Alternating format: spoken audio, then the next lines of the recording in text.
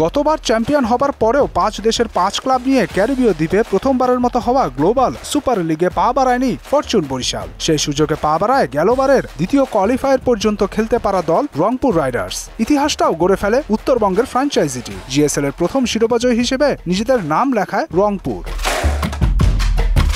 এবার back to back BPL শিরোপাজয়ী বরিশাল। গেলবার ওয়াক ওভার করলেও এবার সেই সুযোগ হাতছাড়া করবে না তারা। জিএসএল এ যাওয়া এখন তাদের নেক্সট মিশন। আরেকটি ট্রফি নিয়ে আরেক রেকর্ড গড়তে প্রস্তুতি নিচ্ছে বিপিএল এর 10ম ও 11তম আসরের চ্যাম্পিয়ন দলটি।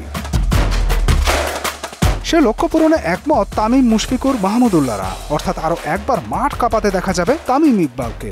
দলের নেতৃত্বটাও থাকছে তার কাঁধে। এছাড়াও এবারে যারা ছিলেন বিপিএল এ তারাও থাকবেন।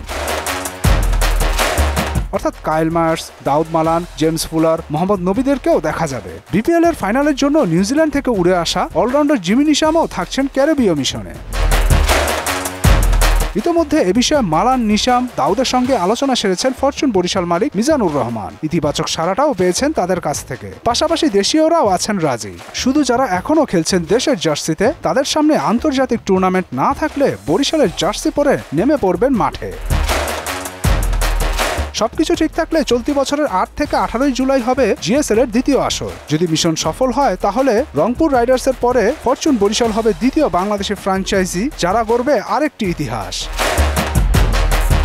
মুদাসসির আলী, মোহনা সংবাদ।